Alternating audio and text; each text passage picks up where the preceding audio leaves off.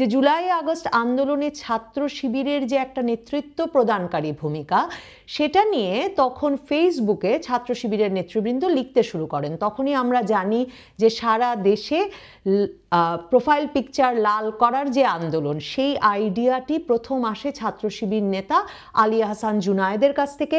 আমরা তখন জানি যে 4 আগস্ট 5ই আগস্ট এই সময়টাতে নাহিদ, আসিফ, মাহফুজ ছিলেন আসলে এই আলী আহসান জুনায়েদ এবং রাফে সালমান রিফাত নামে ছাত্র শিবিরের 2 নেতার সঙ্গে, এবং তারাই আসলে স্ক্রিপ্ট লিখে দেন কিভাবে 5ই আগস্ট নাহিদ যে ভিডিও বার্তায় অন্তর্বর্তীকালীন সরকারের রূপরেখা ঘোষণা করে ডক্টর মোহাম্মদ ইউনূসকে অন্তর্বর্তীকালীন সরকারের প্রধান উপদেষ্টা হিসেবে দেখতে চায়, এর খসড়াটি তৈরি করেন আলী আহসান জুনায়েদ।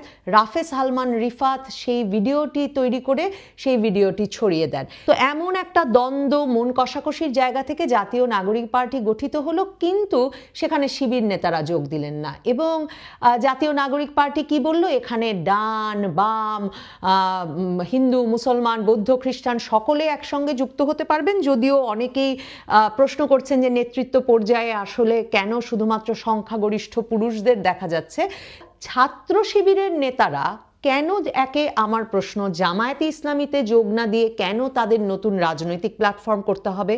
সেটা কি এই কারণে যে নাহিদ ইসলাম, মাহফুজ আলম, এই যে জুলাই আগস্ট আন্দোলনের ছাত্র উপদেষ্টা সমন্বয়কারী, তারাও বলছেন যে আসলে জামায়াতে ইসলামীর যুদ্ধাপরাধের কাফফারা হয়েছে জুলাই আগস্ট আন্দোলনের মাধ্যমে, মানে সেই পাপ বোধ থেকে তারা মনে করছেন যে জামায়াতে ইসলামীতে আর যোগ দেওয়া যাবে না, নতুন প্ল্যাটফর্ম করে তুলতে হবে? বাংলাদেশের ছাত্ররা আবারও নতুন আরেকটা দল গঠন করতে যাচ্ছে। আপনারা লক্ষ্য করেছেন নিশ্চয়ই, নবনীতা চৌধুরীর বয়ানেও আলাপ করেছিলাম যে ছাত্র শিবির বলে, জামায়াতে ইসলামীর সঙ্গে সম্পর্কিত বলে তারা নাগরিক পার্টি, জাতীয় নাগরিক পার্টি এনসিপি যখন গঠিত হচ্ছিল, তখন তাদেরকে বড় কোনো পদ দিতে অস্বীকৃতি জানায় এই নাহিদ, আসিফ, মাহফুজেরা, মানে যারা তখন বৈষম্য বিরোধী ছাত্র আন্দোলনের যে সমন্বয়করা ছিলেন, তাদের মধ্যে যারা জাতীয় তারকা হয়ে উঠেছেন উপদেষ্টা হিসেবে সরকারে যোগ দিয়ে,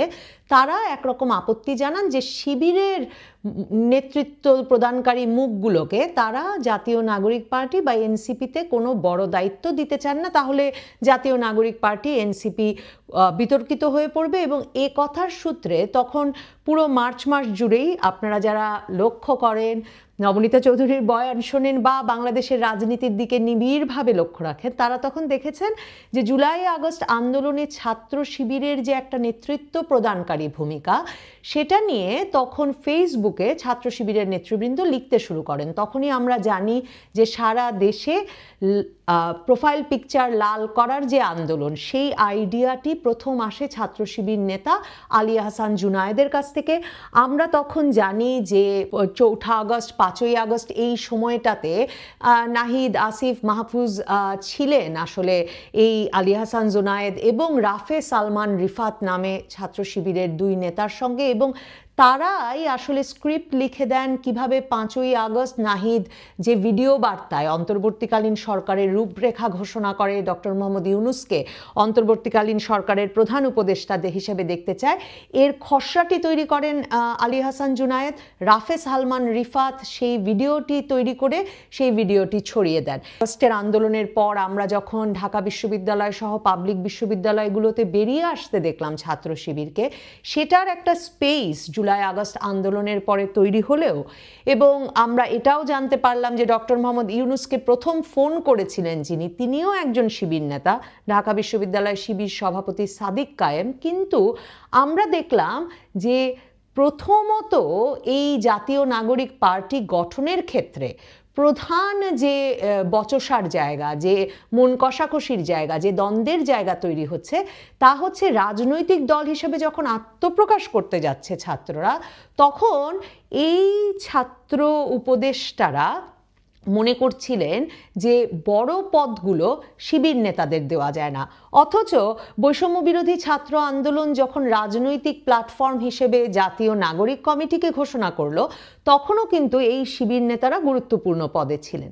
তো এমন একটা দ্বন্দ্ব, মন কষাকষির জায়গা থেকে জাতীয় নাগরিক পার্টি গঠিত হলো, কিন্তু সেখানে শিবির নেতারা যোগ দিলেন না। এবং জাতীয় নাগরিক পার্টি কি বলল, এখানে ডান বাম, হিন্দু মুসলমান বৌদ্ধ খ্রিস্টান সকলে একসঙ্গে যুক্ত হতে পারবেন। যদিও অনেকেই প্রশ্ন করছেন যে নেতৃত্ব পর্যায়ে আসলে কেন শুধুমাত্র সংখ্যাগরিষ্ঠ পুরুষদের দেখা যাচ্ছে, কিন্তু তারা বললেন এটা সকলের, সব মতপথের একটা জায়গা হবে।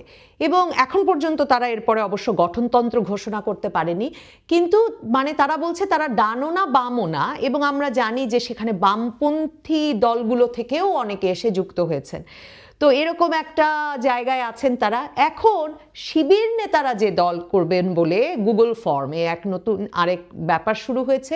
গুগল ফর্ম তারা দিয়েছেন ফেসবুকে, যে যারা আগ্রহী এই প্ল্যাটফর্মে, তারা যে রাজনৈতিক প্ল্যাটফর্ম গড়ে তুলতে যাচ্ছেন জুলাই গণ অভ্যুত্থানের স্পিরিটকে মাথায় রেখে, মানে সেই নাগরিক পার্টির মতোই, সেই প্ল্যাটফর্ম, এটাকে এখনো তারা রাজনৈতিক দল বলছেন না, সেই প্ল্যাটফর্মেও নাকি তারা ডান বাম মানে সকল পন্থার মানুষকে যোগ করবেন। ছাত্র শিবিরের নেতারা কেন, আমার প্রশ্ন, জামায়াতে ইসলামীতে যোগ না দিয়ে কেন তাদের নতুন রাজনৈতিক প্ল্যাটফর্ম করতে হবে?